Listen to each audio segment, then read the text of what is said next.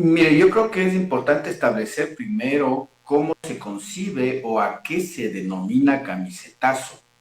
¿verdad? Porque se entiende, y lamentablemente es así, las organizaciones político-partidistas no han desarrollado un proceso de formación de cuadros, capaz de que sus cuadros, sus militantes, sus adherentes sean los candidatos a ocupar las diferentes dignidades y por tanto han tenido que recurrir a prestar nombres de popularidad en el país para que formen parte de sus listas y estos nombres de popularidad son los que ganan los escaños en la Asamblea Nacional y en las concejalías, que es donde se presentan estos elementos de representación o vocalías de las juntas parroquiales. Y entonces ahí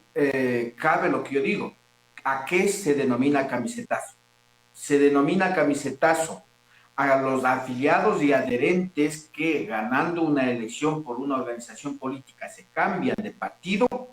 o camisetazo a quien independientemente de no estar afiliado o adherente a una organización política y haya sido elegido por esa organización, se cambie de organización política, ¿verdad? Entonces, aquí viene el juego del interés que tiene cada organización política y lamentablemente en el país también se legisla en función de esos intereses, de las coyunturas. Le puedo asegurar que en la Asamblea Legislativa se pudo aprobar sanciones para quienes cometían este caso de camisetazos. Pero después la próxima Asamblea Legislativa en el 2025 pudo haber reformado porque esas condiciones no les convenían a las organizaciones políticas, es decir, estamos sujetos a que en el país se legisla bajo la conveniencia de los líderes, de los caciques, de las organizaciones políticas y no de lo que conviene al manejo en dos aspectos, al manejo en la ética y al manejo político jurídico que debe existir en la institucionalidad. En la ética, ¿por qué? Porque independientemente de que yo como legislador haya sido elegido siendo o no adherente de una organización política, debo ser coherente y mantener, por lo menos hasta finalizar el periodo, mi permanencia dentro de esa organización.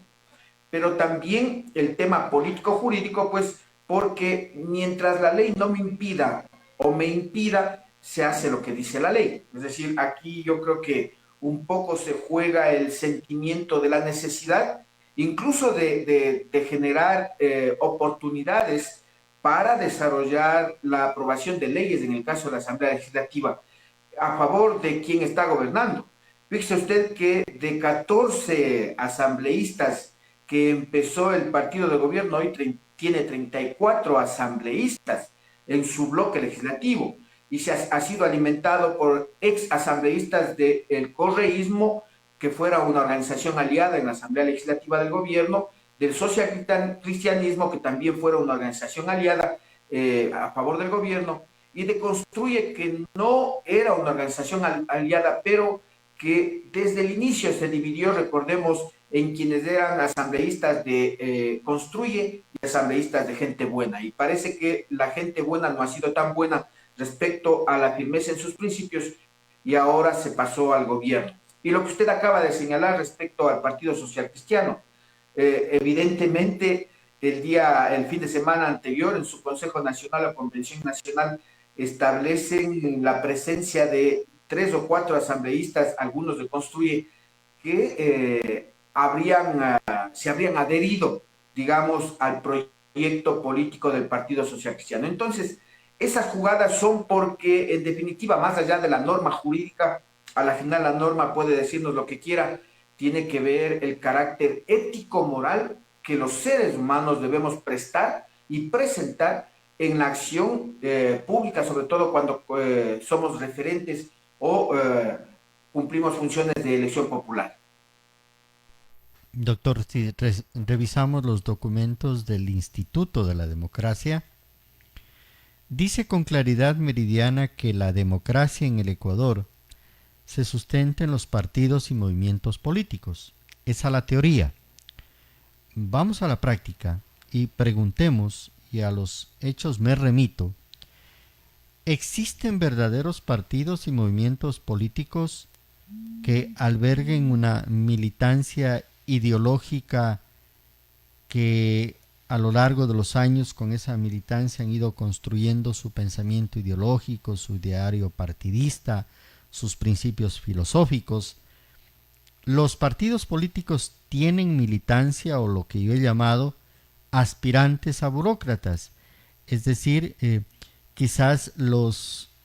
que están entre comillas como adherentes de las organizaciones políticas son los que mejor manejan las encuestas de un proceso electoral, porque van midiendo cuál es la simpatía de uno u otro candidato para ver si voy con él, si me quedo en este partido o paso al otro, porque mi interés no es conocer cuál es la ideología de esta organización política. Lo que me interesa a mí es ver la posibilidad de conseguir trabajo o que le den trabajo a mi hija, a mi hijo, a mi esposa, a mi hermano, a mi papá, etcétera. Y a eso se ha reducido la clase política ecuatoriana, es decir, a grupos que dirigen aspirantes a burócratas y que en función de eso hacen una campaña electoral. Esa es la realidad política partidista del Ecuador, doctor. Yo creo que en la cuestión organizativa hay tres corrientes de los partidos políticos. No me refiero a la ideología, sino a los fines o propósitos que tienen. La primera corriente tiene que ver con el tema ideopolítico, es decir, organizaciones que tienen principios, que tienen filosofía, que tienen ideología, que tienen un proceso organizativo, una estructura, organizaciones políticas que tienen una trayectoria y que se constituyeron en función de hacer realidad su planteamiento ideológico, político y su programático en el ejercicio del gobierno. En ellos son muy pocos, ¿no es cierto? Yo podría decir, por ejemplo, Unidad Popular, el Partido Social Cristiano, quizá la Izquierda Democrática, la propia Revolución Ciudadana, no sé si el Partido Socialista ahora, Pachacuti. Esos son las organizaciones políticas partidistas un poco con principios y filosofía, con trayectoria histórica. La otra corriente tiene que ver con aquellos partidos que se constituyeron dentro de una coyuntura, es decir, para estas elecciones nos constituimos una organización, ganamos algunos escaños, queremos sostener, como en el caso de ADN, el gobierno y mantenemos o consolidamos la organización. En ese mismo nivel podría decir yo que está, creo, es decir, esta corriente de la coyuntura de la organización política tendría que ver fundamentalmente con que si pierden las elecciones, si ya no cumplen con los requisitos mínimos para ser reconocidos legalmente, pues desaparecen y no ha pasado nada. Y la tercera corriente me parece que hay, y de hecho ha existido y se ha mencionado en elecciones anteriores, partidos de alquiler. Es decir, políticos que ven un mecanismo, un medio para enriquecerse a través del interés y la necesidad de algunos políticos y politiqueros en territorios y que se organizan, se legalizan y empiezan a alquilar, pues, ¿no es cierto?, cuánto cuesta el puesto de asambleísta, cuánto cuesta el puesto de prefecto, de alcalde, de concejales, hasta quizá de presidente de la República. Es decir, me parece que esas son las tres corrientes. Ahora en el tema ya de la participación de los individuos dentro de la política electoral, usted tiene toda la razón. El Instituto de la Democracia incluso yo creo que no ha jugado un rol o un papel en función de hacer seguimiento al cumplimiento de la disposición normativa que señala que debe desarrollarse procesos de capacitación, de fortalecimiento orgánico e ideológico y de capacidades incluso y de destrezas, porque no se trata solamente de que los políticos adherentes a una organización partidaria sepan de la filosofía, sepan de la ideología. No se trata solamente de decir en contra o a favor, se trata de que aprendan y conozcan, ¿no es cierto? Porque el aprendizaje es en función de analizar las condiciones reales. La gestión pública, ¿qué es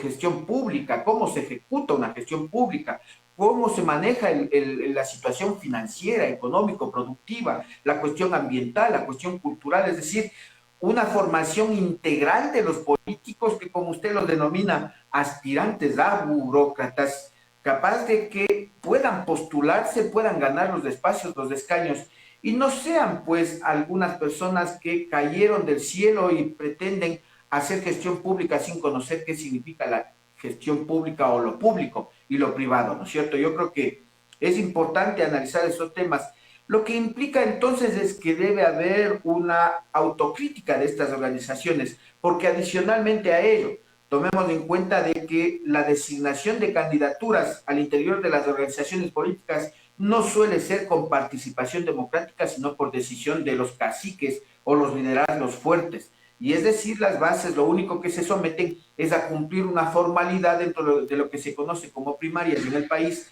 para validar lo que ya decidieron quienes dirigen las organizaciones políticas. Yo creo que esos son elementos más o menos que limitan, ¿no es cierto?, el proceso participativo y democrático en el país, y que, como usted dice, siendo los partidos políticos la base de la democracia respecto a la participación en el proceso de gobernanza, resulta que lamentablemente no se da y no se ejecuta. Ojalá algún momento pueda desarrollarse, y algún día, yo dije, debería no llamarse Consejo Nacional Electoral solo para que organice elecciones y para que se reparta el poder incluso con el Ejecutivo o el Legislativo para garantizar o mantenerse en los puestos, sino que se constituya realmente en un instituto electoral, ¿no es cierto?, en el Instituto de la Democracia, que posibilite no solo elecciones, sino formación, organización y fortalecimiento de la participación ciudadana en el ámbito electoral.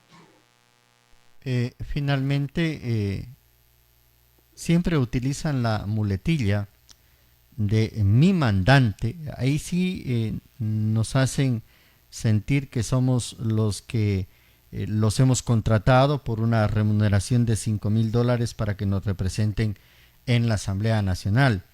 Y cuando les conviene usan esta muletilla y yo me debo a mi mandante. Pero oh sorpresa, eso de deberse a su mandante es solo en la campaña electoral. Pasada la campaña electoral, se olvidan que son oriundos de la provincia de Ibarra, de Ambato, de Loja, de Zamora, etcétera, y ahí obedecen exclusivamente a su patrono, a su jefe, al que los manda en la Asamblea Nacional, a su caudillo. Esa es la gran distorsión respecto de la representación popular, que no es otra cosa que la representación de los intereses propios de cada asambleísta, doctor. Usted lo ha dicho con certeza. Siempre utilizan la frase yo me debo a mis mandantes, pero cuando los mandantes plantean o disponen que no se haga tal cosa y se haga de tal manera, ellos dicen, pues no, eso no es conveniente para el país, es la otra muletilla que la utilizan. En algún momento yo hice la propuesta en el análisis público y la opinión de que no se debería elegir solo al gobernante, al asambleísta, al alcalde, al prefecto, al concejal,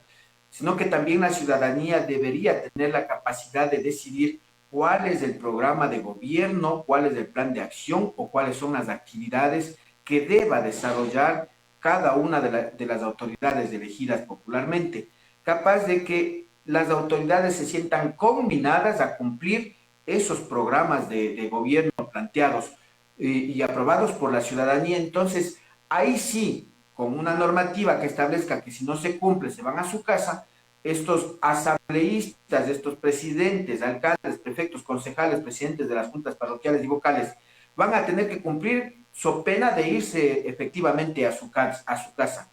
Esto de el mandante tiene la razón o yo me debo a los mandantes, es una muletilla para justificar, entre comillas, el hecho de que a mí me eligieron y yo represento un pensamiento y una voz, una propuesta, ¿no es cierto? Pero esas propuestas, pensamiento y voces al interior de organismos colegiados como la Asamblea Legislativa se constituye más bien en un peso a favor de la negociación en función del interés personal y, como usted ha dicho, de quienes realmente les pusieron en esos puestos. Dentro de las organizaciones políticas, recordemos que son los caciques los que dicen tú vas de asambleísta, pero recuerda que debes responder a estos intereses, o si no son los caciques, por lo menos aquellos a quienes les deben los favores, ¿no es cierto? O en estos últimos tiempos, quienes han financiado las campañas electorales de los asambleístas u otras autoridades y que deben responder a sus intereses corruptos. O sea, la verdad es de que hace falta mucho por debatir y mucho por profundizar el tema electoral. Yo creo que la ciudadanía, incluso en las instituciones, no debemos tener miedo de hablar de elecciones. Al contrario, debe ser un tema permanente porque a la final lo que hacemos es elegir o designar a quienes van a gobernar y van a manejar la cosa pública, y esta cosa pública puede ser a favor de grupos pequeños económicos de poder o personas individualmente, o puede ser a favor de la mayoría de los ecuatorianos. quizá los estudiantes, los jóvenes, los niños, los adolescentes deban aprender a hablar sobre elecciones, a conocer la política verdadera, la buena política que solemos decir, para que entiendan a futuro cómo comportar o cómo demostrar una conducta electoral adecuada en favor de ellos mismos y no de los intereses de quienes gobiernan y se llevan el poder para su propio beneficio. Doctor, de estos camisetazos tendremos más con seguridad conforme avanza el proceso electoral y de eso seguiremos conversando. Doctor, gracias por habernos acompañado. Un buen día.